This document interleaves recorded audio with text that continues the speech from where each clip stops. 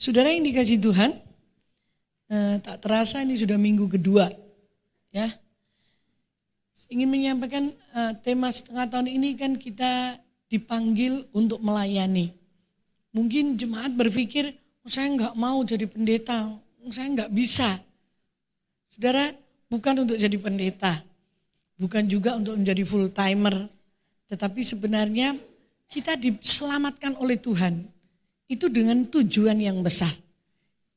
Adalah melayani Tuhan. Ketika orang Israel dibebaskan dari Mesir, tujuannya cuma satu kok. Mereka itu bisa beribadah kepada Tuhan. Menyembah Tuhan, melayani Tuhan dengan hidup mereka. Hampir 3 juta orang itu tidak menjadi Musa semuanya. Hanya Musa yang memimpin dan para tua-tua.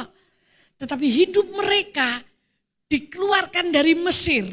Sama dengan kita, ditebus dari dosa. Mesir itu bisa berbicara tentang dunia. Kita dikeluarkan adalah untuk beribadah kepada Dia. Nah sekarang bagaimana caranya kita bisa melayani kalau kita tidak mengalami titik balik? Karena hidup kita ini mau tidak mau saudaraku, hidup yang lama kita ini kan puluhan tahun saudaraku. Saya sebagai anak pendeta pun saya merasakan bahwa saya tidak dari saya lahir baru, enggak. Sekalipun saya anak perjanjian yang dijanjikan mama saya kepada Tuhan, tetapi saya lahir baru ketika saya umur 15 tahun. Selama 15 tahun ini saya tahu saya dididik dengan firman Tuhan. Tiap hari baca Alkitab, tiap pagi jam 5 harus sudah bangun. Saya ngerti. Saya tahu bahwa orang tua saya melayani Tuhan sebagai hamba Tuhan. Tetapi itu tidak membuat otomatis saya lahir baru. Saya mengalami titik balik. Enggak, saudaraku. Hanya ketika saya berjumpa dengan Yesus, maka hidup saya dipulihkan. Hidup saya diubahkan, saudara. Betapa banyaknya orang yang mengaku dirinya Kristen tapi tidak mengalami perubahan hidup. Tidak mengalami pemulihan hidup, pemulihan hati. Nah ini adalah orang Kristen yang paling miskin. Saudara, kalau ada orang Kristen yang tidak mengalami pemulihan hidupnya, tidak mengalami pemulihan hatinya, maka engkau tergolong orang Kristen yang miskin. Ya, orang Kristen miskin itu bukan tidak punya duit. Karena kita punya Tuhan yang luar biasa. Tapi orang Kristen miskin adalah orang Kristen yang tidak mengalami perubahan hidup. Itu orang Kristen paling miskin. Yuk kita buka kitab Yosua pasal yang ke-5. Ayat 1 sampai yang ke-12. Mari kita baca bersama-sama. Saya membaca ayat ganjil, Bapak Ibu ayat genap. Kalau sudah ketemu Yosua 5, katakan amin. Yang ngomong amin baru 3 kayaknya. Mulai ayat 1 sampai 12. Yosua 5 mulai ayat 1 sampai 12. Ya. Kalau ditampilkan yang ngerpek saja. Ketika semua raja Amori di sebelah barat sungai Yordan dan semua raja orang Kanaan di tepi laut mendengar bahwa Tuhan telah mengeringkan sungai Yordan dan di depan orang Israel sehingga mereka dapat menyeberang. Ciutlah hati mereka dan hilanglah semangat mereka menghadapi orang Israel.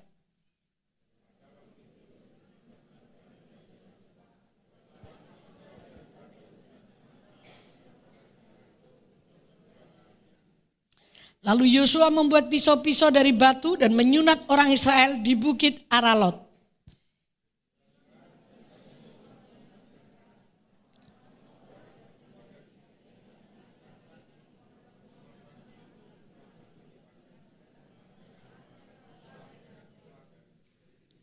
Sebab semua orang yang keluar dari sana telah disunat. Tapi semua orang yang lahir dalam perjalanan di padang gurun sejak keluar dari Mesir belum disunat.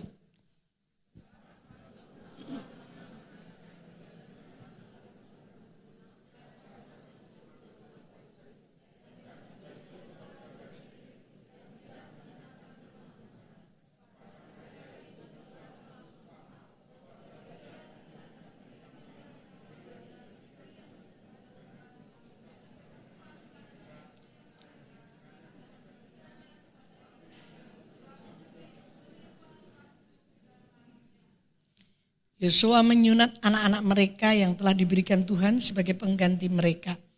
Mereka masih berkulup karena mereka belum disunat dalam perjalanan.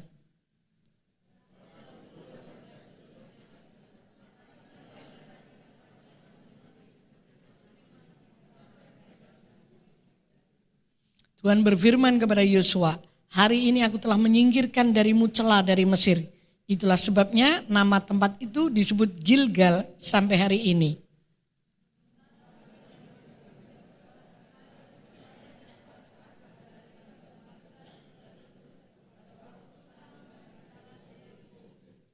Sehari sesudah Paskah, tepat pada hari itu, mereka makan roti tidak beragi dan gandum panggang, hasil bumi dari negeri itu.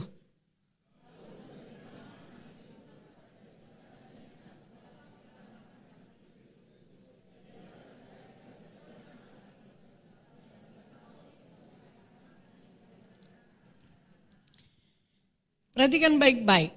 Ini adalah titik balik di mana orang Israel mengalami satu kehidupan yang berbeda. Sehingga membawa orang Israel itu hidup dengan iman, saudaraku. Nah, selama 40 tahun ini di bawah kepemimpinan Musa, 40 tahun. Next berikutnya ya. 40 tahun. Orang Israel itu dipimpin. Mereka berjalan keluar dari Mesir.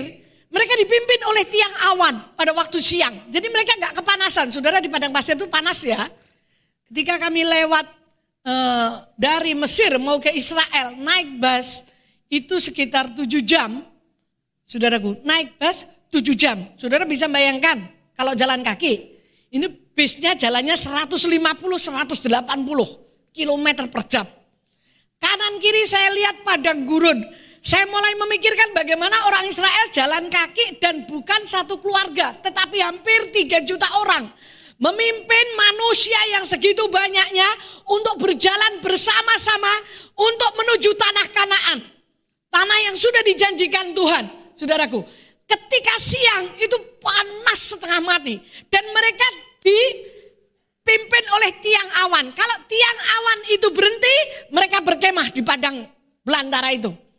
Kalau tiang awan itu bergerak, maka mereka harus membongkar kemah mereka untuk berjalan sesuai dengan tuntunan tiang awan itu. Allah hadir melalui tiang awan. Dan kalau malam hari, gak ada saudaraku, dulu itu belum ada listrik. Gak ada penerangan. Maka Yesuslah yang menjadi tiang api bagi mereka. Tiang awan itu berubah menjadi tiang api, hampir 3 juta orang. Itu diterangi, gak enek sing gelap. Sudah bisa bayangkan penduduk kota Ngawi 1 juta. Berarti hampir 3 kali penduduk Ngawi dikumpulkan. Dan mereka diterangi oleh tiang api. 40 tahun mereka dipimpin dengan tiang awan dan tiang api. Bangsa Israel berjalan dengan apa yang mereka lihat. Mereka melihat tiang awan itu. Mereka melihat tiang api itu. Saudaraku, 40 tahun. Saudaraku, mereka makan mana kirimannya Tuhan tiap pagi. Ngono ya nek sing elekan lho saudaraku.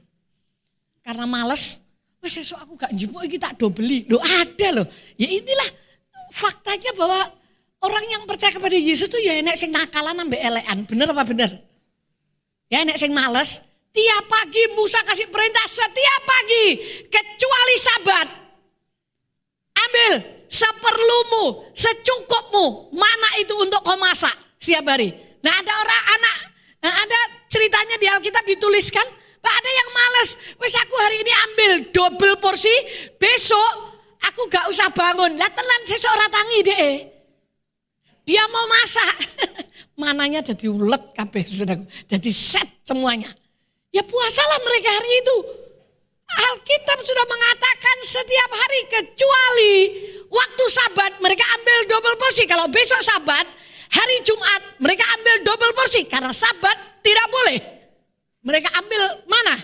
Nah ada juga yang ngetes. Wis aku tak ngambil 1 porsi saja. Toh besok coba toh masa toh Tuhan tidak menurunkan. Lah tenan cuman ngambil 1 porsi. Sesoknya mana nih gak turun. poso juga saudaraku. Nah, ini macam-macam. Untung di Karangasem itu gak ada yang nambeng ya. Gak ada anak Tuhan di Karangasem ini yang nambeng di El Shaddai ini. Saya bersyukur kalau saudara tidak ada yang nambeng.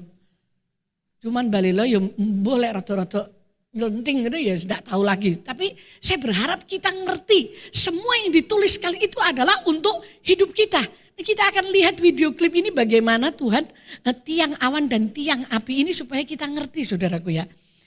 Kalau gak ada gambarannya tuh kadang-kadang itu kurang ngeh gitu loh. Bagaimana Tuhan memimpin orang Israel melalui tiang awan dan tiang api.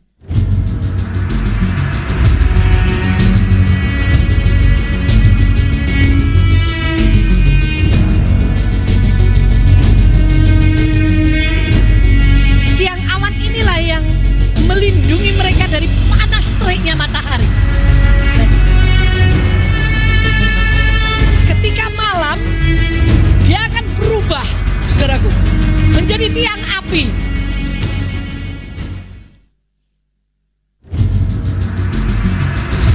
Stop.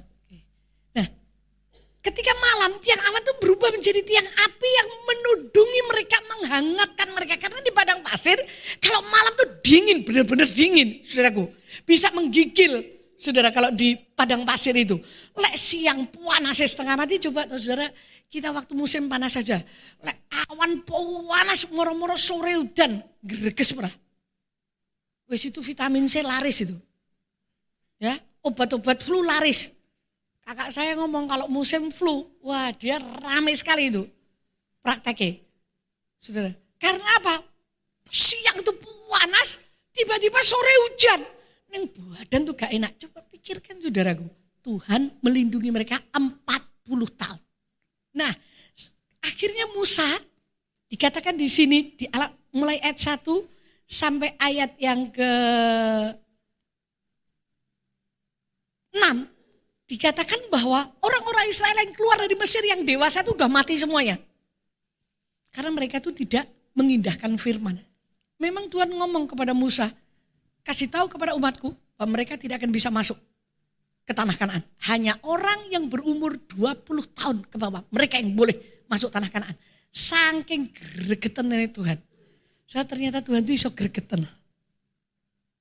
Ngomong kanan kiri. Sing gregetan duduk wetok. Tuhan iso gregetan. Dengan caranya Tuhan berkata kepada Musa, Musa, ngomong kepada bangsa Israel yang umur 20 tahun ke atas mati semua di padang gurun. 40 tahun diputar sama Tuhan untuk mereka mati di padang gurun. Nah, mereka tuh udah disunat sebenarnya pada waktu itu. Nah, ini kan mereka sudah melewati Laut Merah, terbelah. Laut Merah itu luas, saudara. Saya benar-benar ketika masuk di terowongannya itu, di bawah laut itu, saya berkata kepada Tuhan, ladalah Tuhan, ladalah. Ini terowongan, bukan kau belah. Itu saja saya berkata, ampun hebatnya Tuhanku. Apalagi kalau laut itu terbelah, saudara. Sepanjang terowongan itu, dari Mesir ke Israel. Itu lewat laut itu. Nah, karena tidak dibelah lagi sama Tuhan, ya cuma sekali itu. Kami lewat terowongan, manusia bikin terowongan. Saya berkata, saya menikmati di bawah terowongan itu sambil saya menyembah Tuhan. Oh ini toh, yang waktu itu dibelah oleh Tuhan. Laut ini toh, betapa dahsyatnya Tuhan yang saya sembah. Betapa hebatnya Tuhan yang kita puji. Betapa dahsyatnya Tuhan yang kita layani. Dia membelah laut itu dan orang Israel berjalan di sana. Dan setelah mereka keluar di sana, mereka di padang gurun itu, Tuhan berkata, bahwa orang-orang yang tidak mentaati firman tidak boleh masuk ke dalam tanah perjanjian.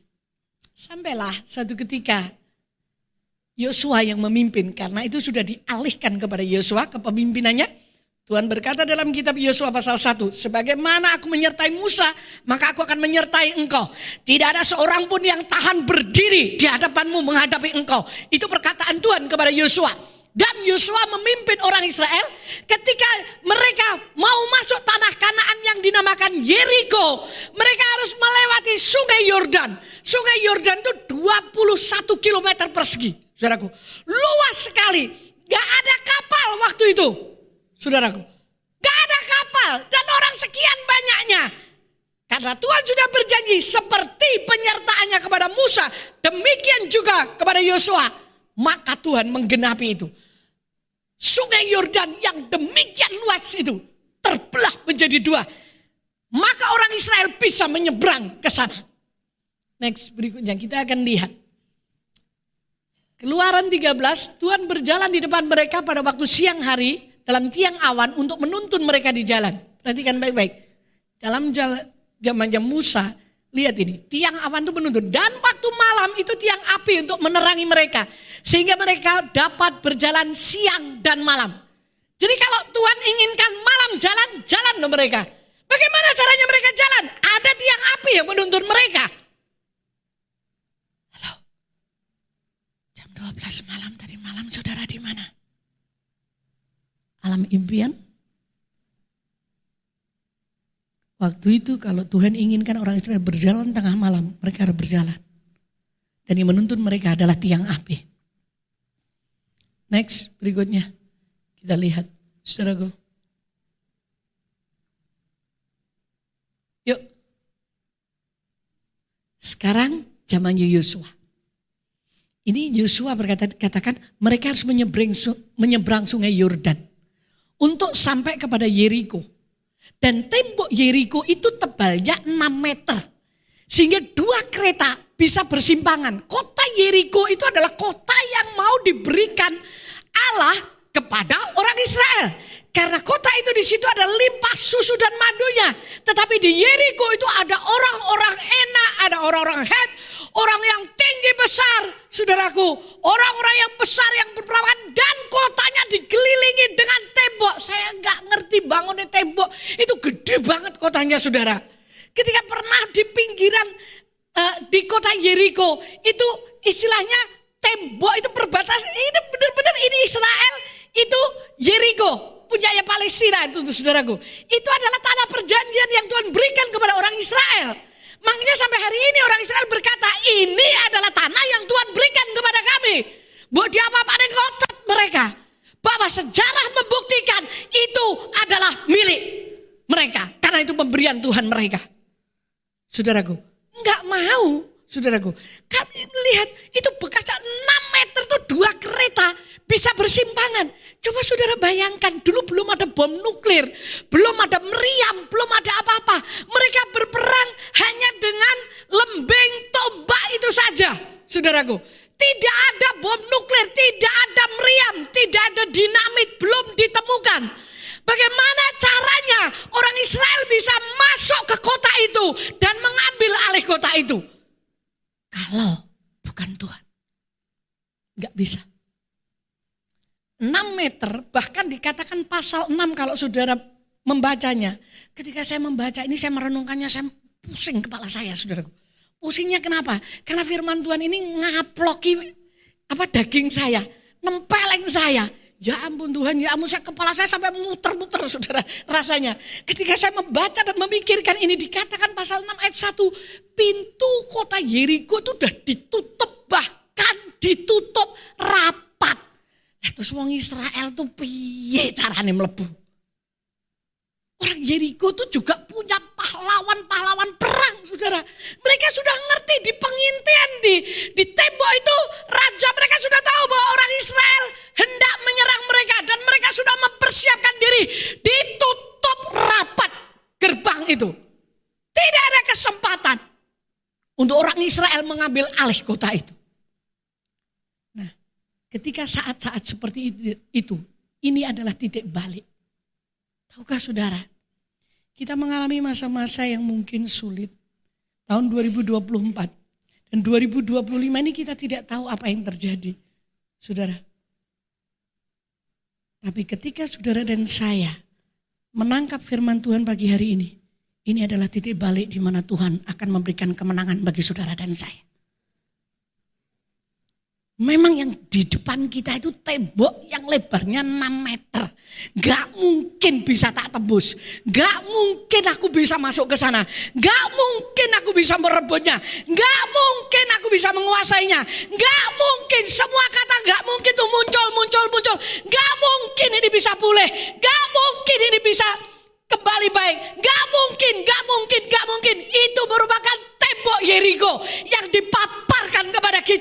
ini. Tahun ini di depan kita itu, kita melihat tembok Yeriko yang begitu kuat. Tapi dengar baik-baik, ketika saudara dan saya mengikuti instruksi daripada Tuhan, daripada firman-Nya yang hidup, maka tembok itu akan jebol. Saudara, gak peduli. Kalau engkau tidak mengikuti instruksi, kau akan mati. Katakan di sini, mereka berhenti sampai di Gilgal. Yordan terbelah, saudaraku. Bagaimana caranya Tuhan membelah Yordan? Beda dengan Musa. Pada waktu Laut Merah itu, Tuhan berkata kepada Musa, Musa, apa yang ada di tanganmu? Tongkat. Tuhan, baik, ulurkan tongkat itu ke Laut Merah, Laut Teberau. Dan Musa menyentuhkan tongkat itu di Laut Teberau, maka laut itu terbelah menjadi dua. Di Yosua beda. Tuhan kasih instruksi. Yosua, nah ini titik baliknya. Dengarkan baik-baik. Yosua, panggil seluruh imam. Tabut perjanjian, angkat. Para imam itu harus berjalan di depan. Dan ketika kaki para imam itu masuk di sungai itu, maka aku akan membuat sesuatu yang ajaib. Jadi tabut perjanjian yang melambangkan kehadiran Tuhan. Di dalam tabut itu ada tongkat Harun, ada loh batu, dan ada semangkok mana. Isinya 3 hal ini di dalam tabut. Ini dilapisi dengan emas. Gak ada yang boleh menyentuh tabut ini kecuali imam. Nyentuh, mati. Tapi ya caranya mati pula, mati karpe dewe. Waktu itu Daud, zamannya Daud, jadi sekian ratus tahun setelah Musa. Tabut perjanjian mau dibawa kembali ke Yerusalem dari Filistin. Sebab di mana tabut ini ada, di situ ada berkat. Nah, sing diberkati wong Filistin karena tabut itu ada di Filistin. Daud berpikir, loh kok enak men wong itu punyanya orang Israel. Ayo kita bawa kembali ke Israel supaya Israel diberkati Tuhan. Karena di mana ada tabut, di situ ada hadirat Tuhan. Di situ ada pemulihan, di situ ada kelepasan karena dia berhadirat melalui tabut itu. Diusungnya tabut itu. Cuman Daud tidak memakai caranya Tuhan. Dia pikir dia menginginkan tabut itu lebih indah lagi kalau ditaruh di kereta kencana yang berlapis emas. Ditaruhnya tabut itu di situ oleh para imam, maksudnya ini tabut perjanjian mau dibawa supaya lebih cepat dan praktis dan lebih mulia. Kalau tabut ditaruh di kereta kencana raja, maka bukankah itu lebih mulia? Karpe Daud. Karpe Tuhan tuh beda, saudara. Nah ini sing saya tuh pusing untuk mengerti karpe Tuhan. Jujur saudara, saya pusing untuk mengerti karpe Tuhan. Gak mudeng seringkali. Tapi saya harus menundukkan diri kepada kehendak Tuhan. Saya tahu persis itu. Sekalipun itu gak masuk akal di pikiran saya. Daud, kereta itu mulai jalan ketika dilihat roda kereta itu agak miring. Ada salah satu pasukannya, kepala pasukannya Daud tuh pengen menyelamatkan. Menurut saudara, salah apa benar? Kalau pengen menyelamatkan supaya tabut ini tidak guling. Salah apa benar? Halo? Halo? Mbok tolong dijawab toh. Halo saudara? Benar kan? Menurutmu, menurut Gusti Allah salah weh. Biayaan Tuhan ngomong gitu, coba tak pikirkan. Menurut kita benar, menurut Tuhan biayaan kamu. Kamu tidak menghormati aku. Taweng. Apa enggak pusing saudara? Ketika usahamu menyentuh tabut itu, plak, putus nyawanya. Daud ketakutan. Wow, ada apa ini? Dan Daud hari itu juga dia berkata, aku salah. Para imam, ambil itu, angkat di bahu mereka. Karena memang tabut itu tidak boleh ditaruh di kereta, tapi diangkat, dipanggul. Itu penghormatan Dan ini Tuhan yang sudah kasih tahu. Gak ada ceritanya tabut perjanjian Allah digeledek. Gak ada. Mobil Rolls Royce pun gak bisa ditaruh tabut perjanjian di situ.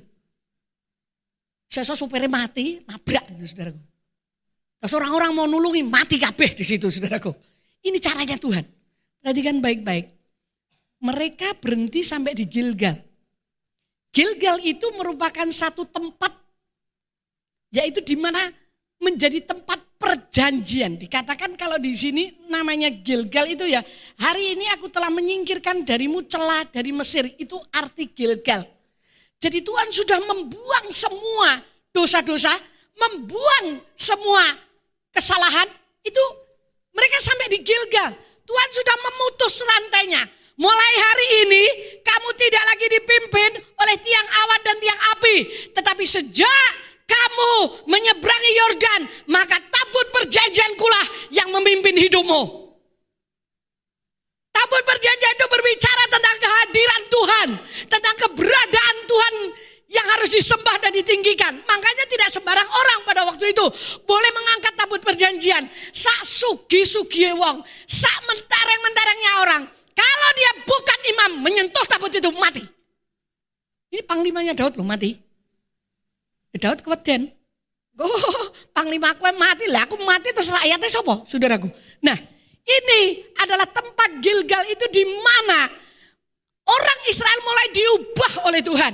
Yang dulunya mereka selalu melihat mana tiap pagi datang. Terus mereka dipimpin oleh tiang awan. Mata mereka melihat, mereka hidup dengan melihat.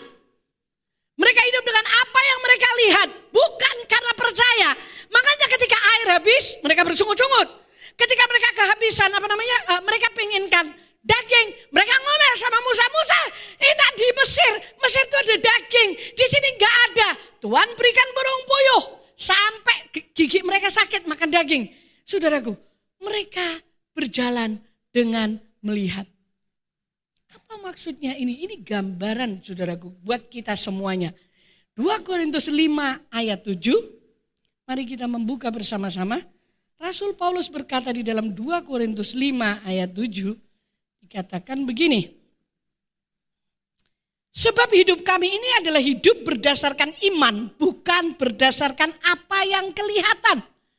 Tuhan ingin mengubah orang Israel untuk mulai hidup dengan percaya, bukan hidup dengan apa yang kita lihat. Demikian juga hidup kita. Sejak itu Tuhan berbicara kepada nabi-nabinya supaya kita percaya kepada Tuhan Allah dengan segenap hati kita. Kita bukan hidup karena melihat. Sampai Rasul Paulus berkata, kita hidup bukan karena kita melihat, tetapi karena kita percaya. Kalau sekarang yang saudara lihat, situasi kondisinya enggak karu-karuan, enggak baik, enggak menjanjikan, bahkan jalannya buntu, tertutup rapat, dengar baik-baik. Kita hidup bukan karena melihat, tapi kita hidup karena percaya bahwa Tuhan yang kita sembah adalah Tuhan yang hidup. Ayo saudara, saya mengajak seluruh jemaat hidup karena percaya. Kalau kita hidup karena percaya, engkau tidak memberi kesempatan kepada dagingmu untuk bekerja dan menguasai hidupmu. Orang yang hidup dalam daging adalah orang yang hidup karena melihat, bukan karena percaya. Saya mau kasih tahu kepada saudara. Orang yang hidup karena melihat, dia akan habis. Karena apa yang kita bisa kita lihat itu sekejap saja bisa habis. Sejak itu dikatakan di dalam ayat ini, mana itu berhenti. Loh kok bisa Bu Ella, kenapa? Oh Tuhan itu tidak mengasihi. No, Tuhan ingin mengajarkan. Dikatakan di dalam ayat-ayat selanjutnya, bahwa mereka memakan hasil tanah yang diberkati Tuhan. Jadi apa yang saudara kerjakan, Tuhan bisa memberkatinya. Kalau kita hidup dengan iman. Apapun. Walah wong kula niku namung dodolan ning pinggir rata no. Piye carane? Apa iso aku cukup? Saya tanya, Pak Jolun diberkati Tuhan enggak? Diberkati toh? Cukup toh? Saudaraku. Nah tapi kan enggak bisa beli Mercy. Ora sah tuku Mercy Pak Jolun. Pajaknya larang. Coba kalau Pak Jolun harus beli Mercy, pajaknya ben tahun itu sepeda motor siji lho Pak. Preman, mikir toh. Terus gantine oli, gak iso ning bengkel biasa. Oh itu digital lah. Mercy itu, semuanya sistem digital. Entek Pak, duitnya. Ya itu biar aja buat orang-orang yang kaya. Gak apa-apa, naik Mercy. Coba perhatikan. Mereka hidup dengan hasil tanah yang diberkati Tuhan. Dan ketika saya merenungkan ini Tuhan ngomong sama saya. Ngomong ya ke umatku. Bahwa apa yang mereka kerjakan akan aku berkati. Tapi kalau mereka gak kerja, terus apa yang tak berkati? Apapun yang mereka kerjakan, asal mereka hidup dengan iman, aku akan membuat perbedaan di tahun ini. Saya kaget saudara, saya merenungkan ini mikirkan, oh Tuhan ini aku ramudeng loh Tuhan. Kuncinya, biarlah hadirat Tuhan, kehadiran Tuhan itu ada dalam hidup saudara dan saya. Tabut itu harus memimpin kita. Tuhan itu harus memimpin hidup saudara dan saya. Kalau bukan Tuhan yang memimpin, saudara dan saya kesasar. Saudaraku, saya barusan tadi pagi, persis sebelum doa. Jadi sekarang sebelum ibadah akan ada doa bersama dengan para pelayan. Saudara mau menikmati penyembahan, kenapa 2 minggu ini lebih ringan ibadahnya? Karena kita sudah memulai awal tahun baru. Kita mau mulai sesuatu yang baru, kita minta hadirat Tuhan turun di tengah-tengah kita. Karena kehadiran Yesus, kehadiran Allah itu adalah segala-galanya. Saya dapat WA dari teman saya yang melayani di Amerika. Saudara, saya kaget. Dia nggak tahu dia yang ngerekam atau bagaimana, karena dia punya sudah dapat green card di sana. Banyak orang memimpikan sesuatu yang indah. Dan ini sebenarnya menjadi impian bagi orang di seluruh dunia. Memimpikan untuk tinggal di sana. Karena itu satu kota yang luar biasa, yang bagus, yang mapan, wis pokoknya madep, mantep, melu donyo. Bukan melu Yesus loh ya, madep, mantep, melu donyo. Saudaraku, itu kota impian semua orang. Tua muda, pengusaha, orang desa pun lek delok mesti ngomong, wah enak ya neng kono. Saudara, wah seandainya aku hidup di sana. Itu menjadi impian bagi semua orang. Saya mau bukakan video ini supaya kita tahu bahwa Yosua pasal 5 itu benar-benar masih terjadi sampai hari ini. Bahwa Allah kita adalah Allah yang besar. Dia berdaulat atas alam semesta. Ketika saya melihat itu saya berkata, ya ampun. Ini tentang tabut.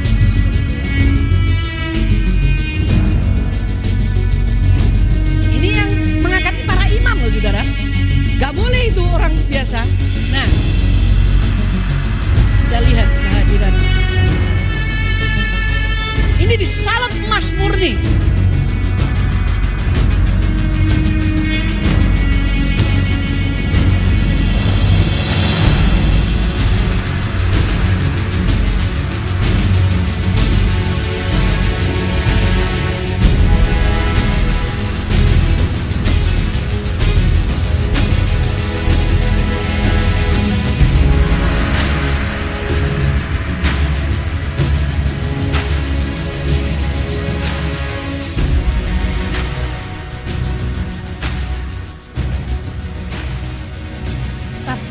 Dipanggul, dipikul gitu saudaraku ya. Nah, itu adalah tabut perjanjian. Di mana tabut itu berbicara tentang kehadiran Tuhan. Ketika tabut itu kehadiran Tuhan itu dihormati, di situ ada mujizat. Di situ ada pertolongan. Perhatikan saja dalam hidupmu. Setiap hari di mana kita menghormati Tuhan, di situ ada pertolongan, di situ ada mujizat, di situ ada pemulihan. Saudaraku, itu sudah pasti janji Tuhan.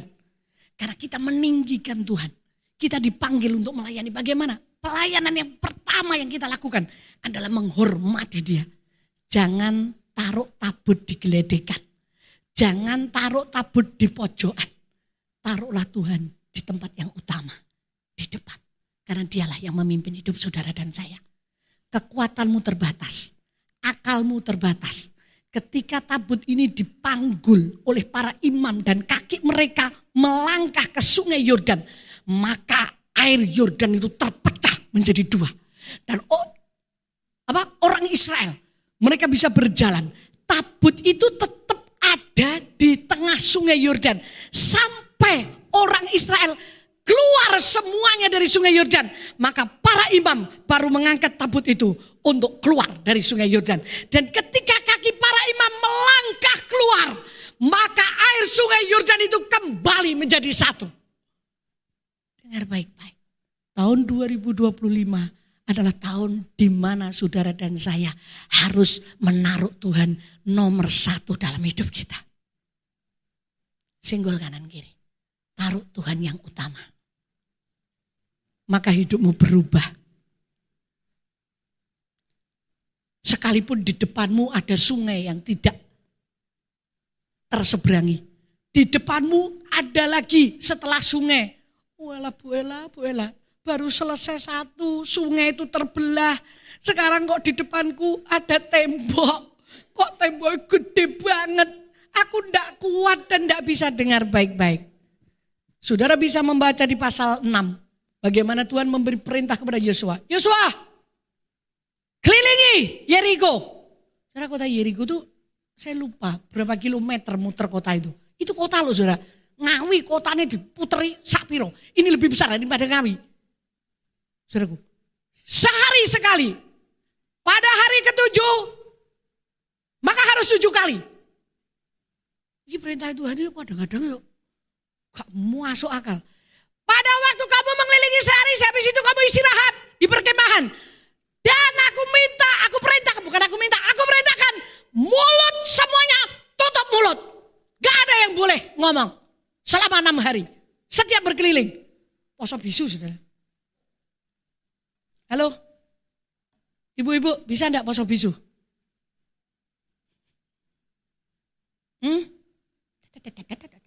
Yalah aku gini, aku tuh berat sekali.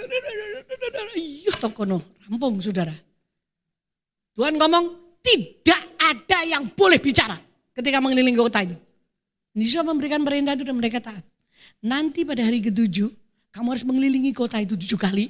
7 kali saudara, berarti kudu cepat. Hari yang terakhir. Dan ketika yang ke-7 kali setelah itu, maka para imam, para pahlawan itu akan meniupkan nafiri yang panjang. Dan ketika nafiri itu ditiup dengan panjang, bersoralah. Dan ketika kamu bersorak, aku akan membuat benteng itu runtuh. Ketika saudara dan saya bersorak memuji Tuhan dengan sepenuh hati, rontok semua beban masalah benteng yang menghadap, yang ada di depan kita.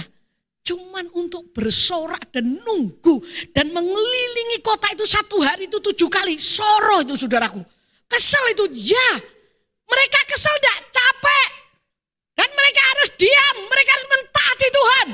Dan ketika terakhir kali nafiri dibunyikan, mereka bersorak dengan seluruh kekuatan. Dan tiba-tiba benteng yang 6 meter itu gregetek, ambiar semua. Siapa yang mengerjakannya? Apakah mereka bawa linggis? Sampai linggisnya ceklek loh. Tembok ini ora jebol saudaraku. Ketika kekuatan saudara dan saya sudah enggak ada. Ketika saudara dan saya sudah enggak bisa apa-apa, dengar baik-baik. Itu bukan akhir. Tapi itu adalah titik balik di mana saudara dan saya akan melihat perbuatan Tuhan yang ajaib. Ketika kita mendengar instruksi dan melakukan apa kata Tuhan. Bagaimana tabut itu harus kita taruh di depan. Silakan ini video terakhir. Kita akan lihat. Baru saja terjadi. Los Angeles, California, the heart of the Golden State where dreams come alive. From the bustling streets of downtown to the scenic views of Malibu, experience the magic of Los Angeles. Enjoy your journey in beautiful California. I can fix that. Semua impian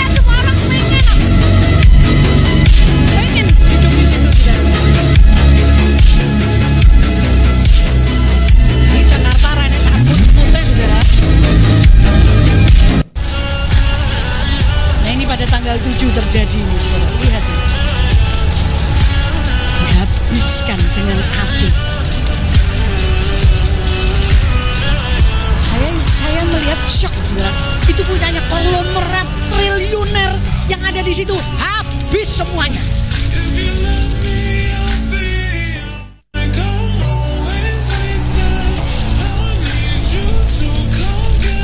Saya bertanya kepada teman saya, piye kuwi kok koyok ngono?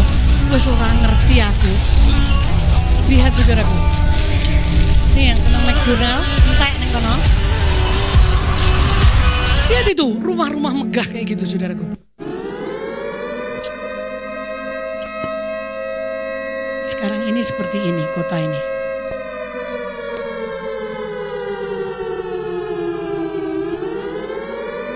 Saya nggak ngerti lagi apa yang Tuhan mau. Lihat saudara, Amerika yang begitu canggih kenapa tidak bisa memadamkan segera? Insane.